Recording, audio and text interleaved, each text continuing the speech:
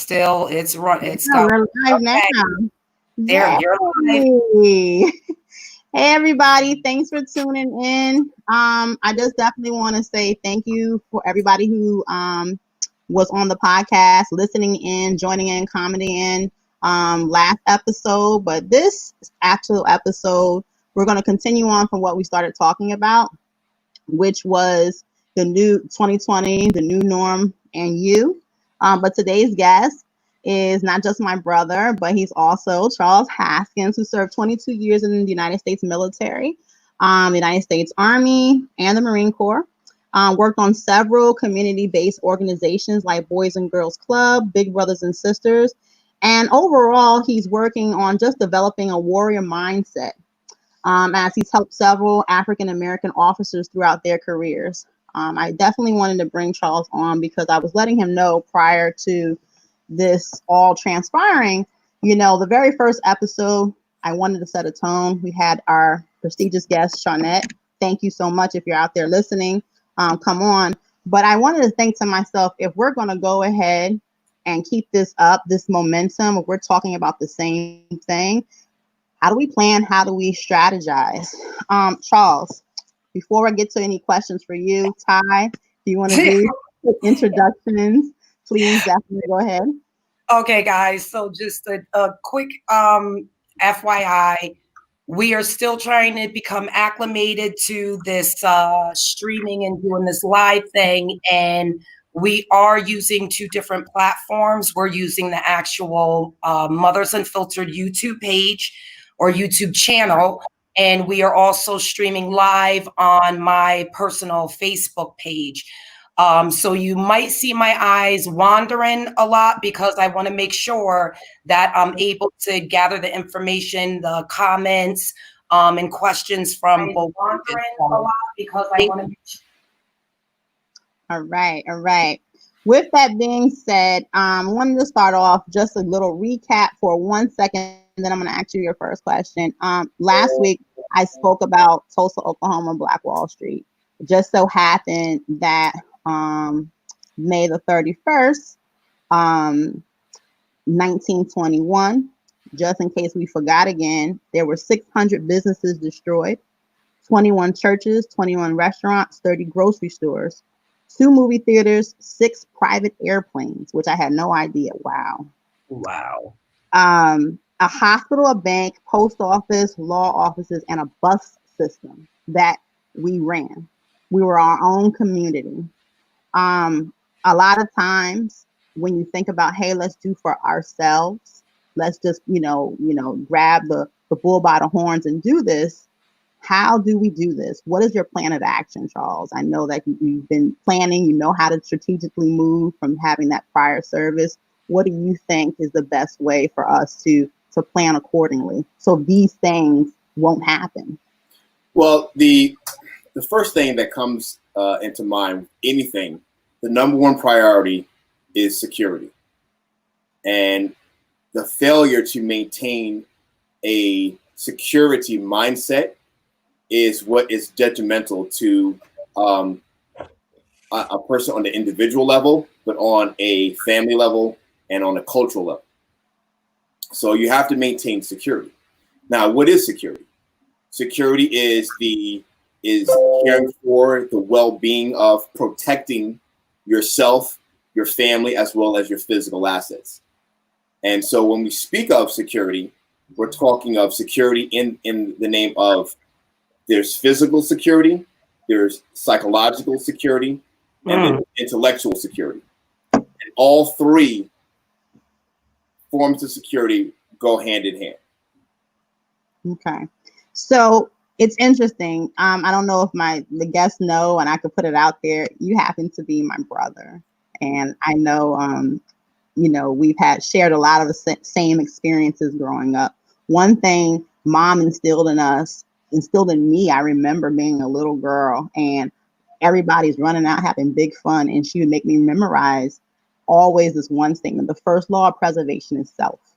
Right. You cannot do for anybody, anyone, if you can't take care of yourself. I also remember, when I was about to join the military, I was homeless.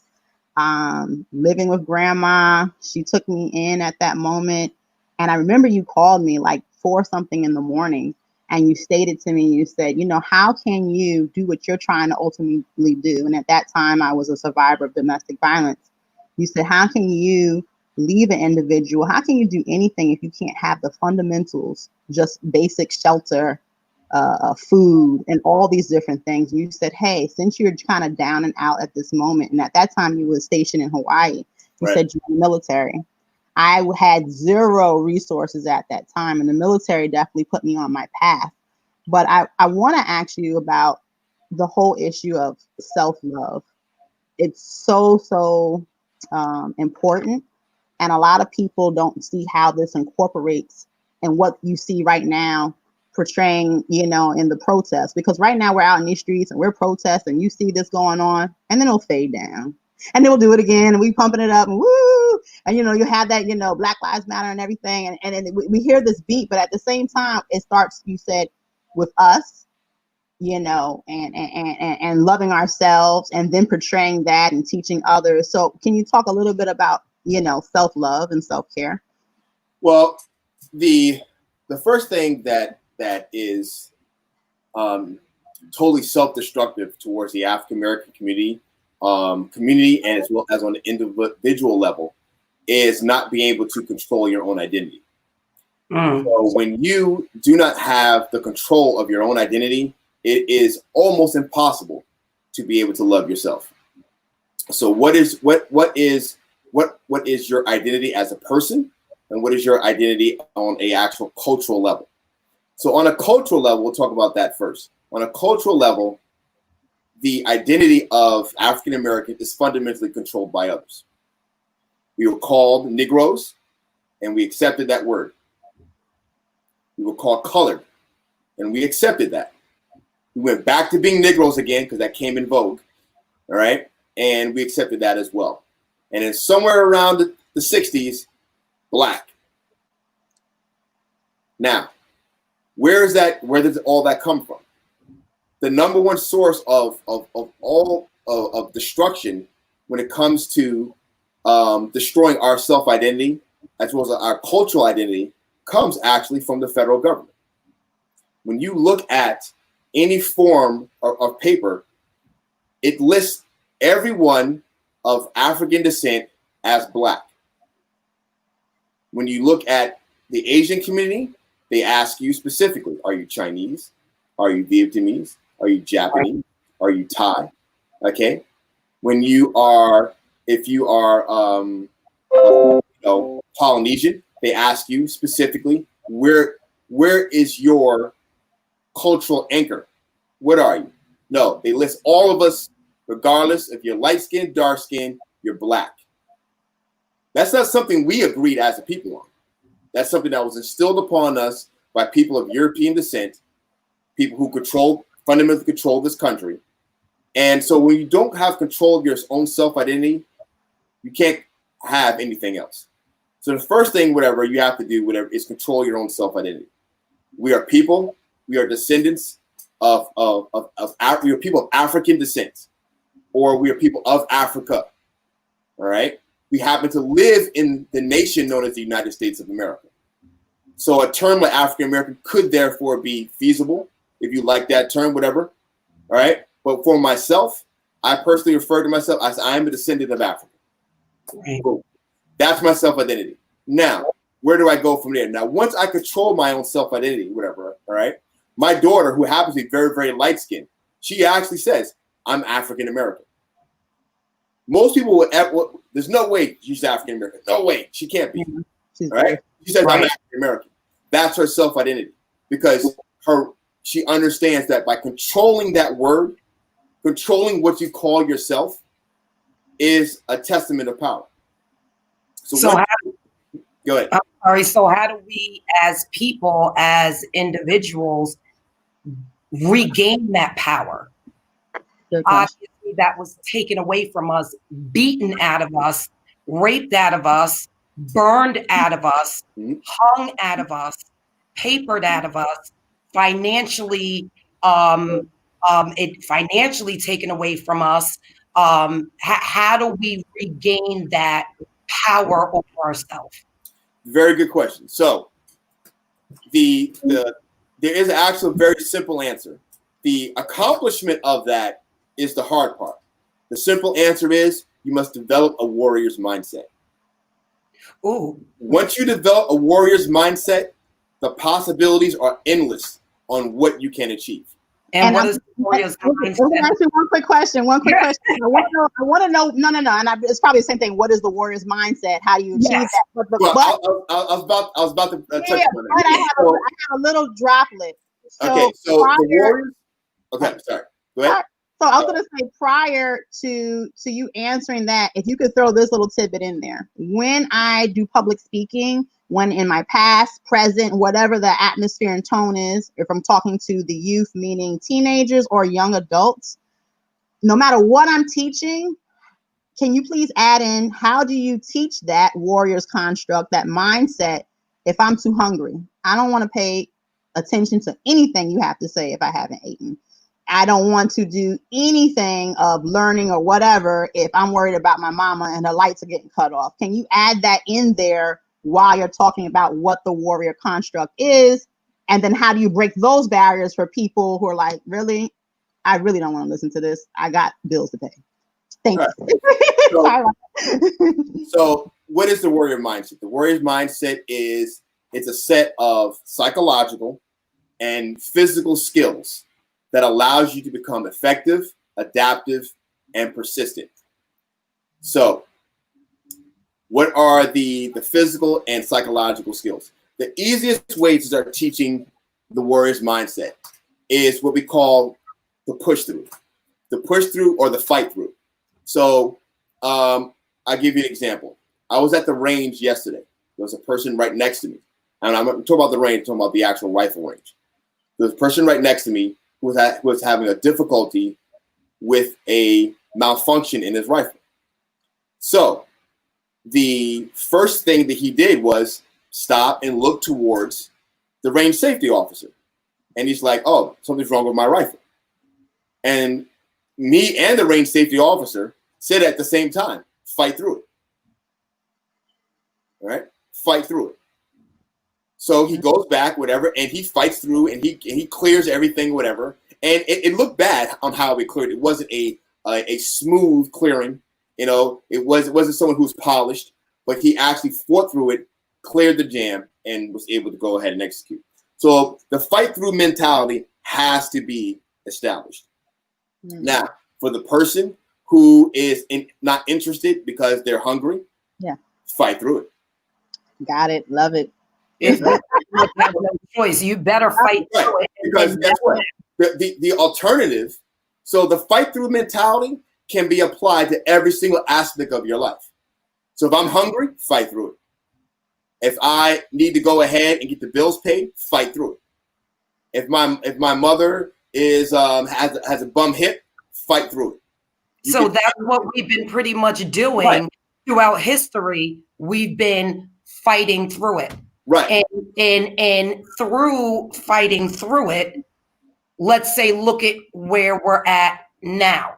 Right. So the next aspect, whatever, is once you have the ability to fight through it, is then establishing the ability to now make a solid platform. So a solid platform is where you're going to go ahead and you will be able to make just a small enough environment of stability. Just enough, you have a little bit of breathing room. Once you have that breathing room, whatever, then you can go ahead and start thinking on a tactical level. So there's tactical, there's operational, and then there's strategic levels. All right. So on a tactical level, think of tactical level as what you can immediately control. Okay. Think list of all the things that you can immediately control, even if it's just one thing, and then how I can take that one area of control and apply that to all the areas that I cannot control. So my actions and how I respond and or react to any and everything is what I can control. Exactly. So if you can control this, even that one thing that you can control, identify what that one thing is, identify how you're able to control that, and then apply that to slowly to the things that you cannot control. So in this case right here, we're dealing with the the various protests, the various the rioting, all this social unrest that has fundamentally been in existence for the 243 years of this country. So first, you just have to accept that you live in a hostile environment. Right. All right. And there's a lot of people who they don't grasp that. They don't grasp that the very environment, the very country we live in, was founded on the hostility and suppression of others. Right. All right. Once you've accepted that, it makes things a lot easier. Because now you know exactly who you're dealing with. Who you are dealing with. Right. What I believe it was Maya Angelou said, when a person shows you who they are the first time, you believe it. Right. Okay? So we know that this country is hostile towards us. What are our alternatives into dealing with that hostility? Do we pack up and relocate to a different country? Well, that's a possibility if you have the economics for that. If you are, what else can we do? Or do we sit there and just allow the abuse to continue on? Well, there are people who will do that. Right. I'll give you a perfect example. The state of Mississippi. The state of Mississippi was the last state in 2013 to ratify the 13th Amendment. Now, for everyone who doesn't know what the 13th Amendment does, it essentially establishes an end to slavery. Now, there's some people who will debate whatever that slavery has taken another turn in the form of mass incarcerations. Yeah, that's a side topic that we can go ahead and discuss at a later date. But fundamentally, the 13th Amendment says that we can have this conversation right here, and there's no one going to go ahead and say, get back to work. All right? Mm-hmm. Now, why did it take Mississippi until 7 years ago? So we've been actually the United States of America for 7 years. And I'll put this right here. Where can I get that in there? Right? Meaning all 50 states, all territories have finally gotten behind every single amendment in the U.S. Constitution. 7 years. Well, that would go back to, of course, we're voting in politicians. We're voting in our lawmakers and these things. Or not. Yeah. But with that being said, though, that's when it goes back to kind of like, I don't care. You have that mindset of, there's other things out there. There's other things like the social media, like this and this, where it's just like out of sight, out of mind. And it's kind of like right now, I was talking earlier about, having that energy. Maybe you're angry and you're seeing what's going on. So you go out there because I'm angry, and that's the fuel that's going to get it going. And you're out there protesting. But then it dies down. How would one continue that momentum so that we can, all be on the same sheet of music? It's very hard to protect it. And I mean, that's again, like, thinking about everything that's going on, and I know we're talking about like rights and laws, and so one of the reasons that we really wanted you on here was to discuss some of those things. And my question, leading question, I guess, would be, once we learn our laws, once we learn what to do with our money, once we learn how to protect ourselves like we've been doing for many, many, many, many years, and we still end up with our Black men, children, and women laying dead on the street, where do we go from there, and how do we get there? Because it's easy to sit down and, to read on paper that this is what we need to know. But when we actually go out on the front lines and we have that pushback, what do we do? Right. So the minute you walk out the street if you are not aware of the fact that you have a target on your back, you are a fool. Okay? And that's just the bottom line. So knowing that you have this target on your back, what do you do to protect yourself to ensure that you're able to come back home every single day? Right.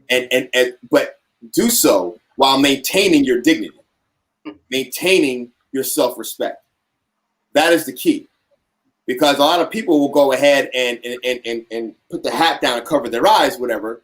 Okay, but when they go back into the house, whatever. Okay, they don't have that dignity, self-respect. So by what we call being a man, whatever, okay, we want to have that with us. So maintaining that self-dignity and respect. So first thing you have to understand, whatever, is how to protect yourself. All right. If you don't know how to use these, if you don't know how to use this, you don't know how to use this. All right. They all come and they're all utilized at different phases. Right? You should know how to box. You should learn how to wrestle. That's man and woman. Every single person should know how to use that. All right. That, because the threat is not only from law enforcement. The threat is from racist individuals. Like you would see, just like it happened with the jogger down in Georgia. And Becky, Okay? All right. So you know how to box. You know how to wrestle. You learn how to fight multiple opponents. All right? Because 9 times out of 10, it's not going to be just the solitary guy who's coming after you. They're going to come in groups of 2 or 3 or possibly even more. Very true. Right? It's true. So understanding that. If you live in a state that has liberal gun laws. So for example, I live in New York. New York, it is very hard for an individual to get a concealed carry permit. All right, it's easier to get a firearm permit for defense of your home, but to be able to carry one with you while you're on the street, it is a level of difficulty for that. But if you're from a state with more liberal gun laws, like Florida, like Georgia, South Carolina, if you're African American, if you're Latino, if you're Asian, if you're any minority, and you do not have a concealed carry permit, there's something to be said. Because you live in a hostile environment. You live in a state, especially Florida, where literally every other month there is someone, a minority person, being shot, and the excuse is stand my ground. Well, guess what? That same law actually applies to you. I can stand my ground as well. Now, how the police now will enforce that law will not necessarily be the same level of equality. Now, that's a different matter altogether. So, going into your own personal security, you have to learn how to fight. You have to learn how to talk, and most importantly, know when not to talk. Oh my God! Thank you. Thank you for saying that. So I'm going to ask the question: what do you mean by when to know when not to talk? Like what? Right. So the key thing right here, whatever, is when you are stopped by a police officer. I'll give you a perfect example. When I'm stopped by a law enforcement officer, I'm in my vehicle, and I roll down that window. The window's already rolled down by the time he even gets there. Right. Okay. In my hands, I already have my license, registration, and insurance. Already. Oh, sorry. You over here preaching. Sorry. And when he asks me, do you know why I stopped you? I don't say a word. Okay. When he asks me any information, I don't say a word. Right. The only thing you legally have to go ahead and provide to him is your name and some form of valid identification. And that also depends on what state you live in. Right. Okay? Because some states don't require state identification. But however, when you get pulled over by every state, though, requires that if you get pulled over, you have to present your driver's license, insurance, registration, if they ask for it. Right. I have it already ready. And I answer no questions.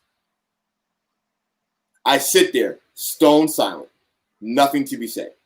If they say when you get out the car, because you know you will have sometimes maybe a a cop that may be smart aleck. Oh, you don't want to talk, you're mute. Ha ha ha. Get out the car, buddy. What do you do then? Well, you have two outcomes. No, I'm not going to get out the car, which will escalate it to a different level, or you can actually get outside the car. Now, as a person of color, every single time that I drive through this, and this applies through the South. When I was stationed down in the South, my concealed carry license is attached to my license plate. Really? So just by pulling me over, they know I'm concealed carry. So walking up, now this has been my experience. I can't say for anyone else. My experience has been once they know that you are carrying and you are carrying legally, it automatically puts them a step back. They tend to calm things a little bit down because they know that you are armed walking up to the car. Every officer who stops me knows I am armed walking up to my vehicle. So that doesn't make them more hostile? And I ask this because most of our men, women, and children that have been murdered. Orlando Castile. Right. Let's speak on that real quick. So the Orlando Castile situation, as terrible as it was, that is what we call operator failure. That entire scenario with him and that concealed carry permit, he handled that totally wrong. And I know a lot of people say, oh, that's victim blaming. He actually literally handled that totally wrong. The first thing is, if you are carrying a firearm, you cannot, and I repeat this, you cannot be high. You cannot drink. You cannot smoke weed. That is something that you need to put to the side when you are living the life of a warrior and carrying a firearm with you. He put himself, he put his fiance or wife, I don't know what their status was, whatever, his significant other, he put his daughter in danger by having a loaded firearm in the vehicle while he was high, and he was high. He admitted so himself. We know that case. Now, was the officer still wrong? Of course he was. But you have to understand, you have to do when your A game has to be on at all times. There's no room ever for B, C, or a D. Just to backtrack real quick, I'm sorry, Ty, just to backtrack real quick, when we talked about knowing when to talk and when not to talk, of course you mentioned, hey, I would stay silent or whatever. And of course, everybody has a different temperament. I had a comment come in on the phone. Someone texted me and they was basically say they might feel a little bit, uncomfortable waiting for an officer to approach or whatever. And that's definitely entitled to your feelings. So everybody's different. With that being said, when I strategically, and I know the comment did come in about there should be a mass campaign on advertising information about what to do when you get pulled over. It is imperative that you know the law, especially if you're living in a certain state or traveling somewhere else, because you can be like, oh, I'm doing it over here and thinking that it carries elsewhere, which is not actually the case. One thing I want to point to people to let them know is that you have to maintain discipline. You should be able to do whatever you want to do. I have seen other demographics spit at police, throw their tickets back at the police. They're going to write, Bob. You don't have that luxury. And something you said that was so perfect. You said you have a target on your back. Once you accept that invisible target that's on your back, and in some cases actually an actual target on someone's back, you realize there is a time and place, and you have to be able. You can still be yourself, but know that if you take this step, this is their approach. It's kind of like a chess game. Yes. And at the end of the day, I know that I want to come home to my children, to my husband, to my families, and these things. So I understand that it may be cool. I get upset when a lot of times you'll have a situation where a person, and I tell my son this, if a police officer is stopping you, ask him only one question. Am I being detained? Well, wait a second. Hold on. Whatever. Keep quiet. I have money to bail you out. Keep quiet. Right. Well, were Right. you the type of person that was over here and I thought I seen you? Keep quiet. Say minimum words. Don't you give think anyone. And that's kind of in a situation. I'm so sorry, Ty. It's kind of like in a situation where I know you might be itching. You may be itching, like, I know this mother cannot, he's telling me something. I want to tell his ass off. But no, you have to stay quiet, because at the end of the day, that quietness is going to save people's lives? And I have to interrupt, and I'm gonna play the devil's advocate, Right. 'cause this is what we do.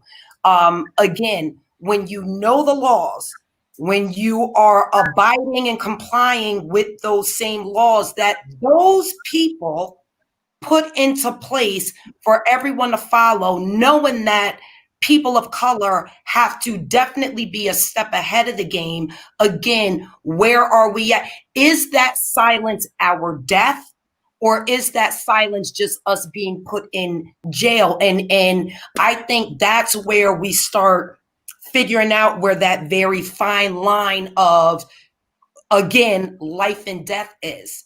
I stay silent, and a cop already, I'm a Black woman. I get in a car. They know I'm a Black woman when they see me. They pull me over. It's a Black woman with a target on her back. So now I'm a disrespectful, angry Black woman who's trying to be funny because I am trying to save my life and my son's life that's sitting in the car next to me. Is there a possibility that my silence literally could be my silence? Before you answer that one little tidbit, Charles, I wanted to say something there to that. I like to make the analogy as if you was going in your days of work. You're going into your job right now, and you came into the job with an attitude. Whatever reason, you had an argument with your husband or whoever, your significant other. If your boss came to you right now and said, hey, can I see those paperworks and that files you're going to work on? Okay, sure, here you go. And I'm going to stay quiet and wait for the next move. And when I wait for the next move, they're going to say, hey, and did you do this? I'm going to only answer the needed question. Will not give any more information, because I know I came into the office and I'm feeling some kind of way.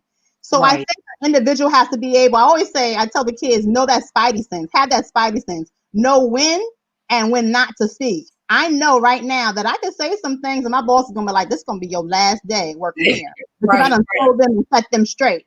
Go ahead, Charles. I'm sorry. Yeah. So, when a law enforcement officer is approaching you, you have no idea what his mental state is going to be. Mm-hmm. All right. You have no idea if he is the so-called good cop, if he is the so-called bad cop. Right. So, the idea of weighing it in 50-50 does not work in your favor. All right. So, understanding that the law states you do not have to speak to a police officer. Right. All right. The chances of you talking yourself out of a ticket, that's the problem with a lot of people in general, not necessarily, people of color. All right. They want to talk themselves out of a ticket.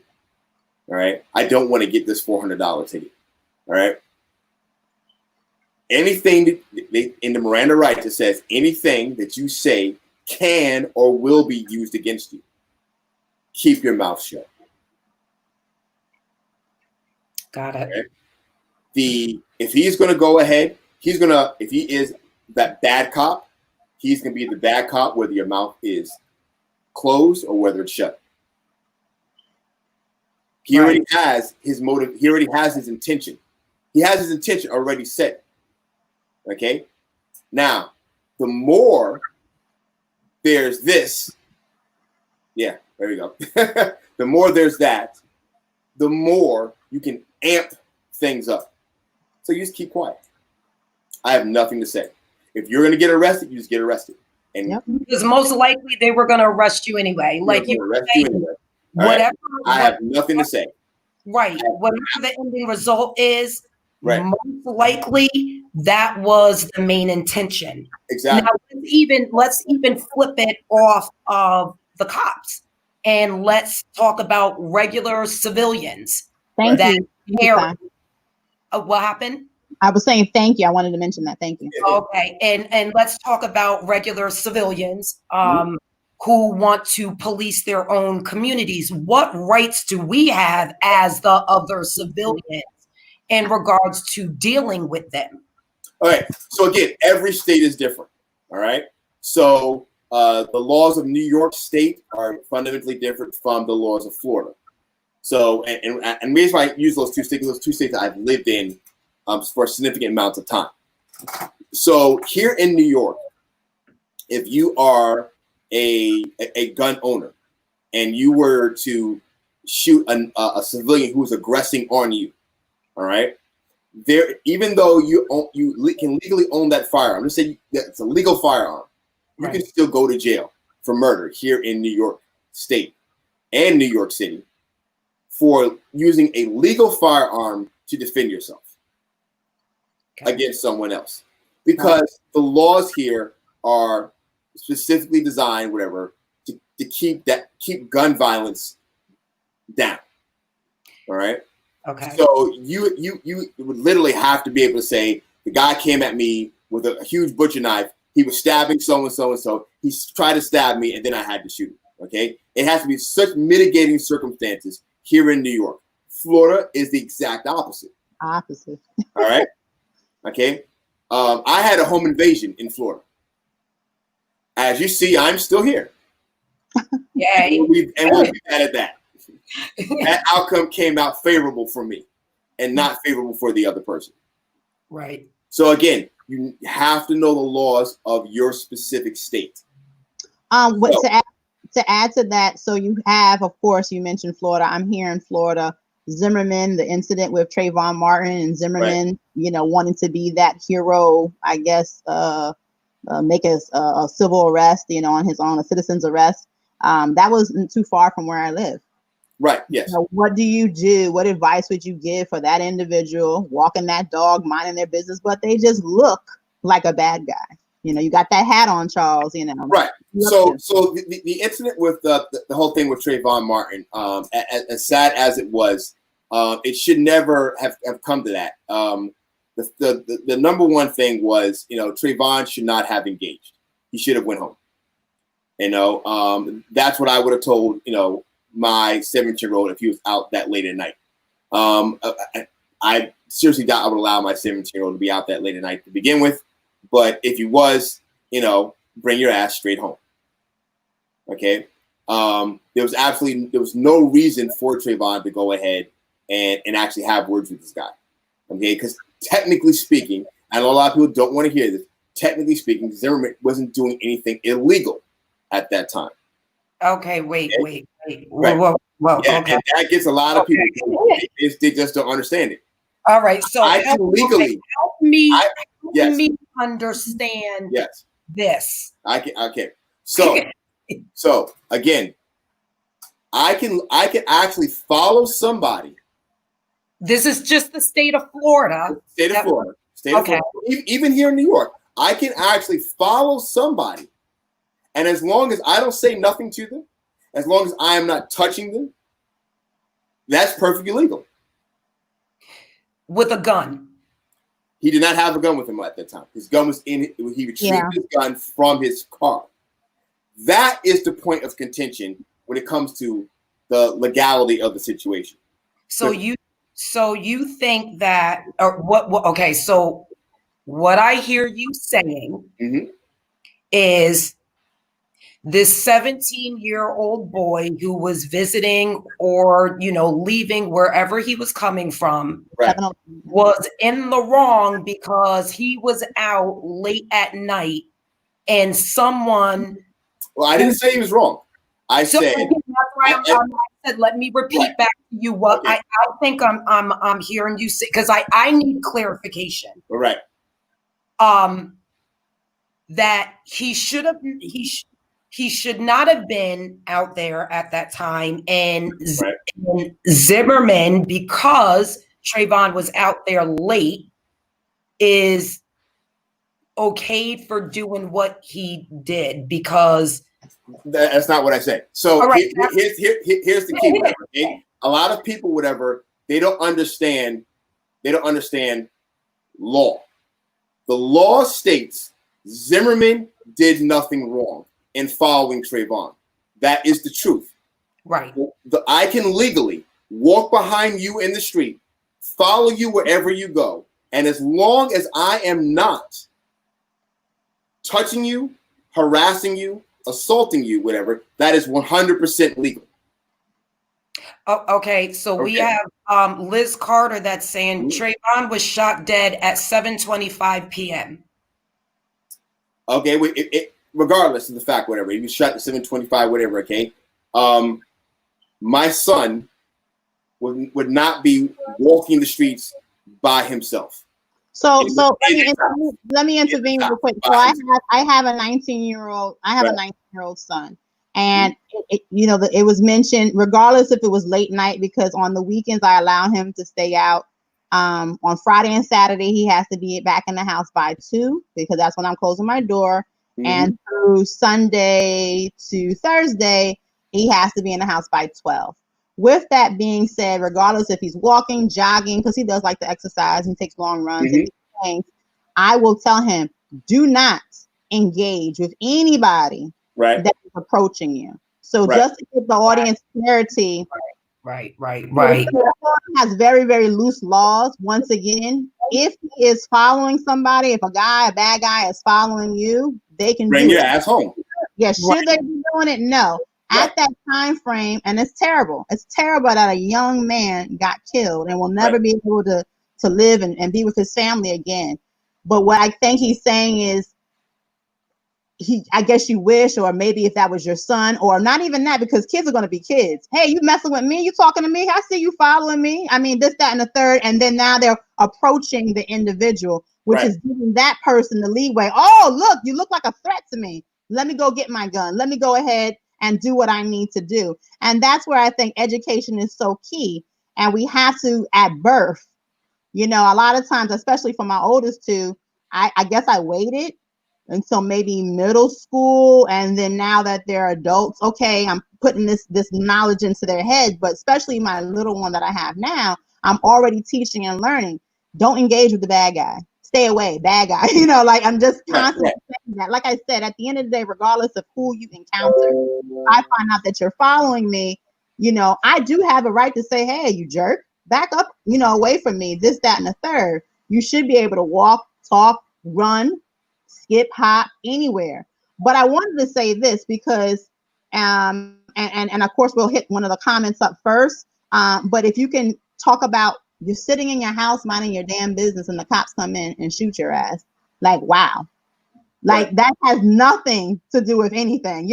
I followed all the rules. I didn't talk to anybody. I listened to my father. He said, don't engage, don't run, don't do this. I'm playing video games with my nephew. But before you answer that question, Charles, can you check the we have let me see, highlight this. Okay. So in maintaining our dignity, when we walk out of the house with a target on our back, we do not have curfews that should be imposed on us by anyone other than our parents. Right. So for instance, right now, I'm here in New York. We have a curfew. We have a curfew that's called an emergency application curfew because of the rioting and the protests, whatever. So that is a national level curfew. Guess what? You show up after the time period, whatever, you will be arrested. Now, the question is, do you want to test that? That's up to you as an individual. Okay. All right. All right. For someone like Trayvon, did he have a curfew? No. But my 17-year-old would have a curfew. Okay. You bring your behind home. And it's a very emotional issue for a lot of people, but there's a failure across the board, whatever, of understanding application of law. If you do not understand application of law, regardless of what you have to think emotionally, whatever, it does not fly. And that's the reason why Zimmerman got off, because of the application of the law. Right. You want to go ahead and bring justice, as we like to call it all the time, justice all the time, whatever. You have to understand the law, and your children have to be trained, not informed, not told, trained in the application of law. That's powerful. All That's right? a very powerful thing.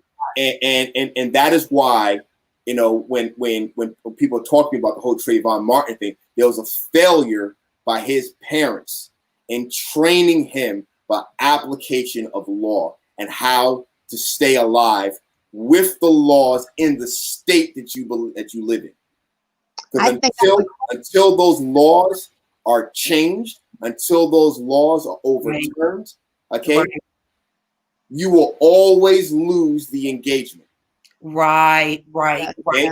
And Trayvon lost the engagement was because he was not prepared for that engagement. And it's so sad that we have to be like that because, you know, you don't think that you have to literally train your kids on the application of law and don't engage in this verbal confrontation because that word may be your last word.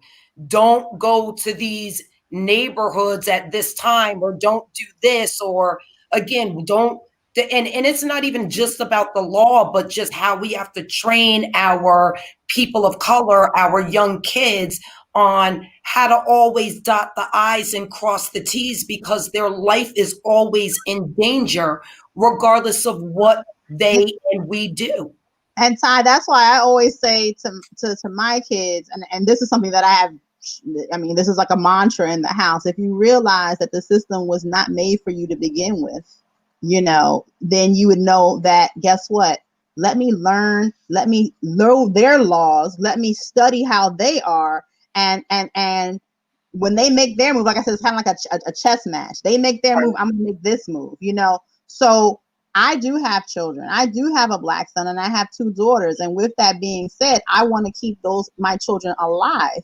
I know plenty of mothers who maybe their child are going off to the military, to college, to this, and they may talk to their kids, hey, do it like this, or but I don't know if the masses are training their families to do this, because at the end of the day, it's a war. It's you know, however you want to phrase it.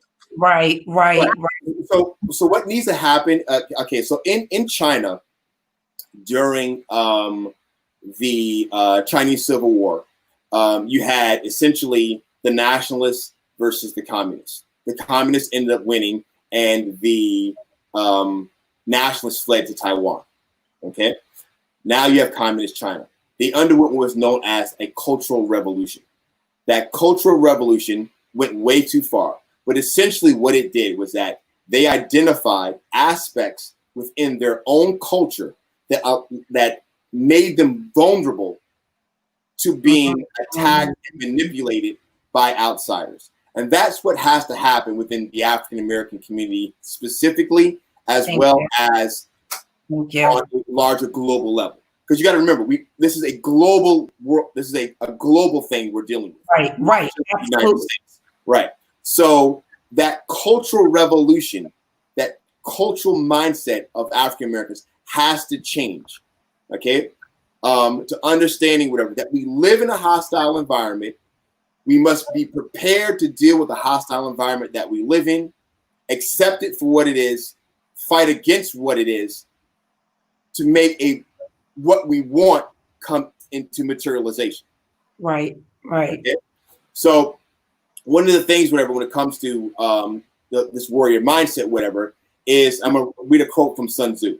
The art of war teaches us not to rely on the likelihood of the enemy coming, because the enemy is already here, and our own readiness to receive them.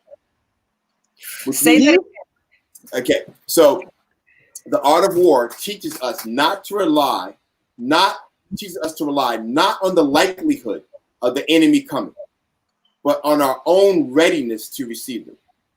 Okay. So you have to understand whatever we live. Here it is. We are living next day by day underneath an oppressive government and an oppressive group of people, whatever, or elements within that the majority who mean us harm. Why are you not ready for that? Do you feel it's 243 years? Do you feel? We've been dealing with 243. Why are we not ready for that? Do you feel that it's a scenario where people are in denial? Kind of like if a person was, I guess with the bad type in a bad relationship, he's no good for you. Like, no, but he treats me nice. Do you think just overall, because that's one thing, and I wanted to talk about this leading into the next question, and I'm not going to forget the one question about you're sitting in your house and you get shot. But I wanted to talk about, so mom came to me and she said, you want to be able to go ahead and forget about what they're doing and focus on building and strengthening your own. Okay, and that ideology is great. Own businesses, own this, own this, own this. But then you have a group of people that may be in that sector that we're building together. They may feel like, well, you know what, I don't really even think that there may be that big of a problem because it didn't per se happen to them. Right. Or you may have people who get infiltrated and they tear your whole house down. I had a quote that I read. It said, what COVID-19 and racism have in common, people don't believe they exist until it actually has been affected, unless you've been affected personally. And I've run into that over and over again, where our own people is not that big of a deal. Those are those one-offs. How do you change that mindset? Is it too late to educate? How do we collectively come together and say, hey, this is what we need to do. This is what we need to train, not just talk, and kids stay safe, but literally train, just like it's in our curriculum at schools, and we're learning our ABCs, 1, 2, 3s. We're training. I teach my kids how to shoot, how to load, how to do these things, and these tactical movements, but what do we do in regards to that, in reference to people just being in simple denial? I don't know if it's that bad. I don't see no war like that. Well, just as I said, you have to accept the fact we live in a hostile environment. You have to accept the fact, there's some people, they're just not going to go ahead and get it. Okay. There was a, we all heard of, the Nat Turner Rebellion. Okay. All right. Well, how many people did he have? Not many. Mm-hmm. They all knew slavery was wrong. They all knew, what the outcome was, whatever. Okay. What they were dealing with, but he only had about 200 something odd people coming to help him out, if that. Okay. I don't know the exact numbers, but it's about that's not enough for a rebellion. You need everyone on board, whatever. Okay. But so there's still some people you're just not going to be able to cross. So you just have to understand that and let them go. All right. Deal with the people who are willing to work with you.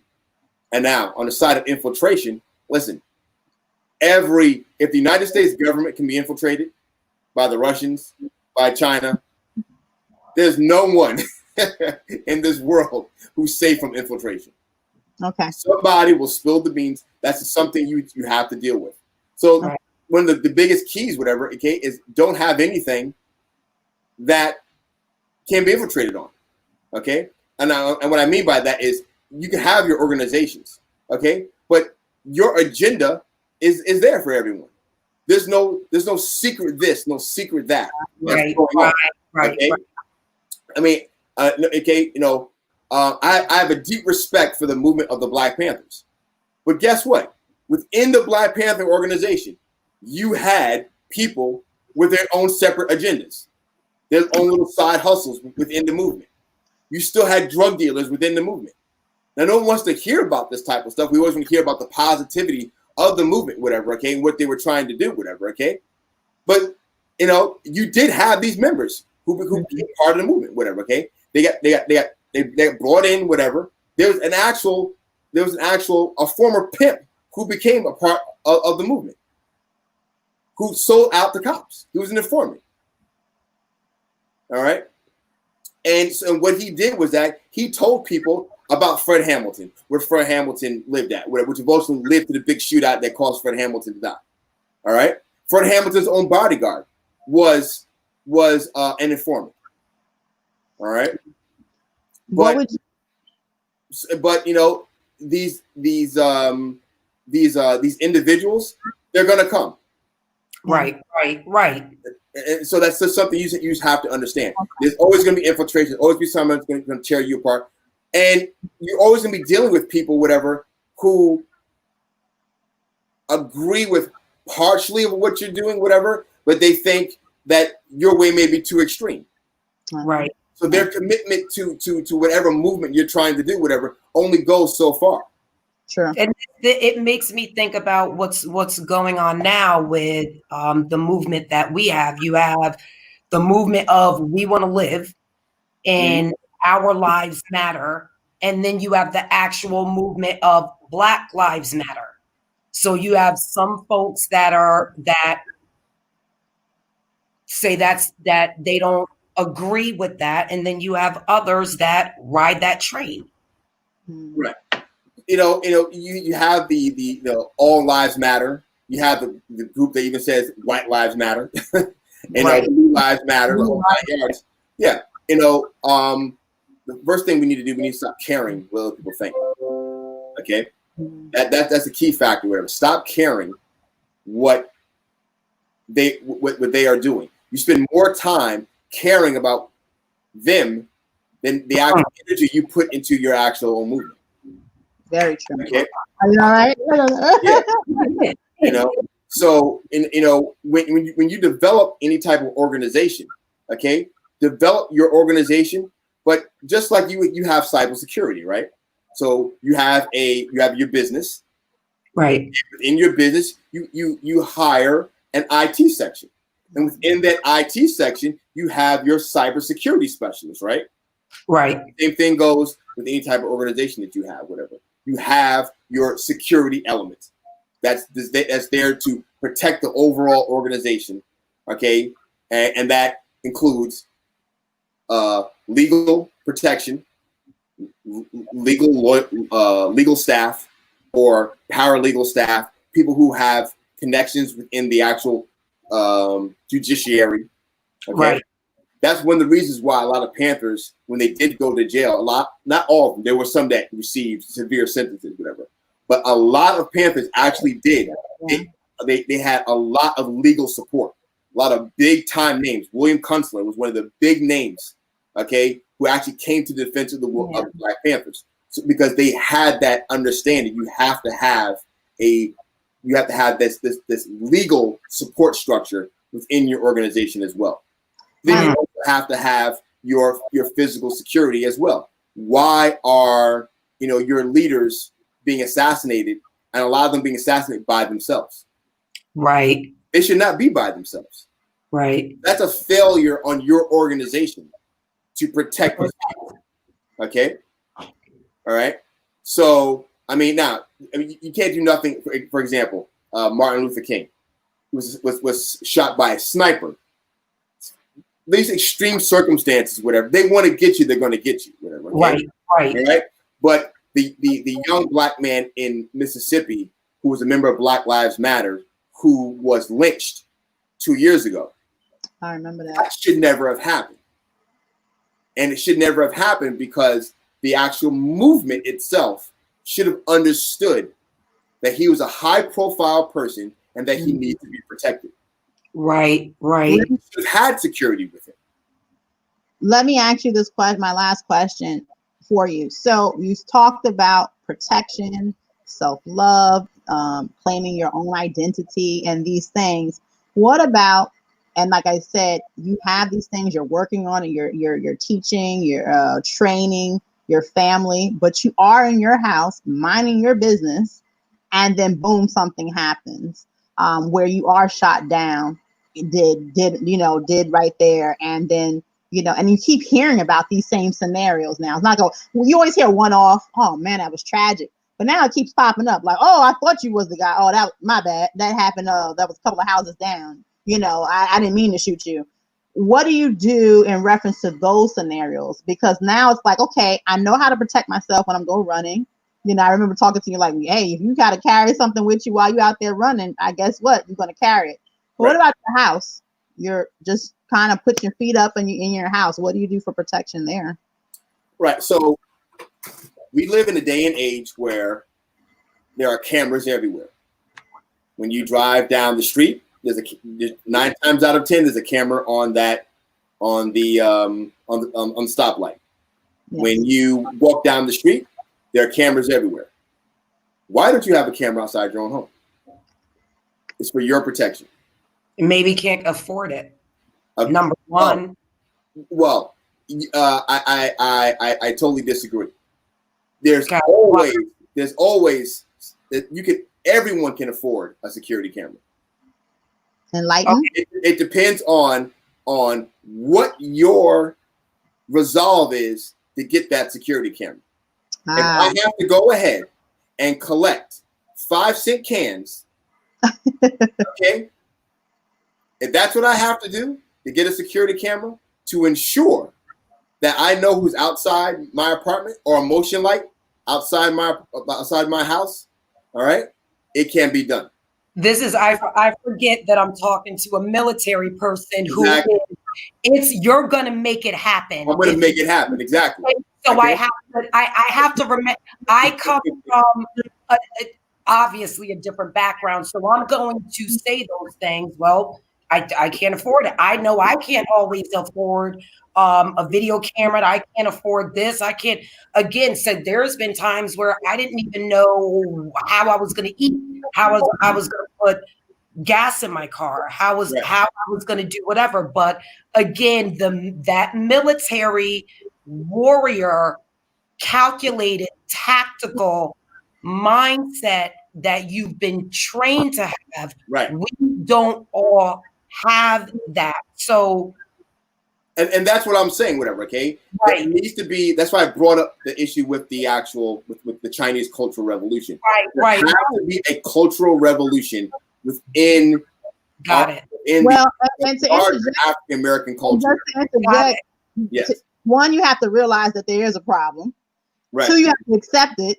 Then 3, once you accept it, you train, you did this, you have to make it a priority. If it's your priority, just like right now, if you were going out on a hot date, oh my God, I got to get my hair, my nails, whatever it is to glamify yourself up. This is your priority because you got to land the deal, or if it's the job.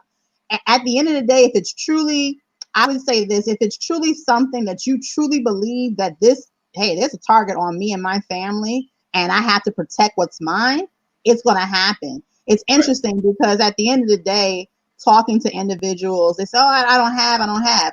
Well, I do know the stimulus check came through for a lot of people.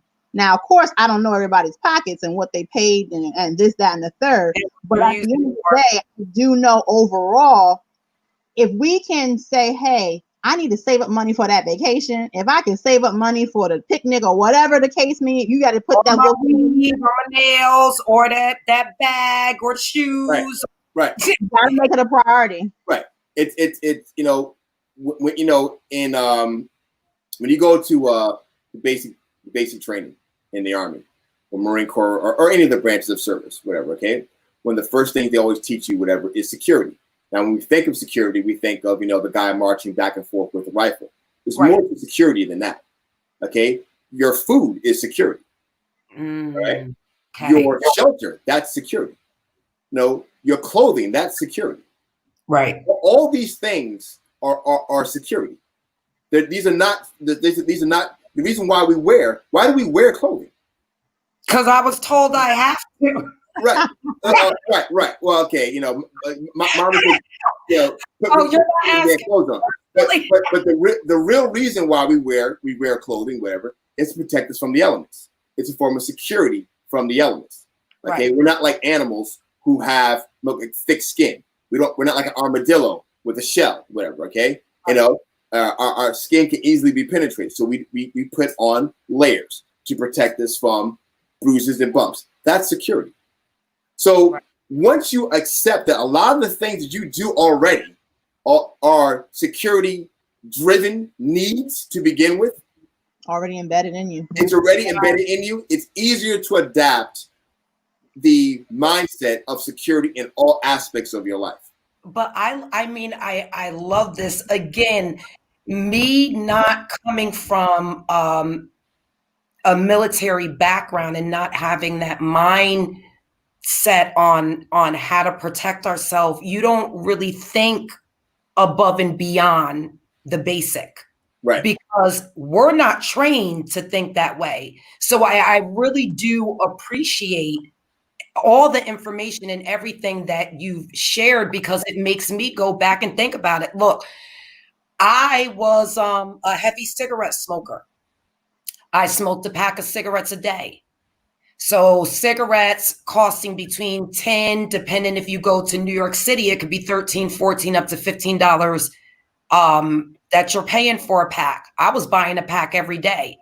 So there's no way in hell that I really can sit here and say I didn't have the money. I had the money. Right. I chose not to spend that money on my protection. Right. I chose to spend my money on other things.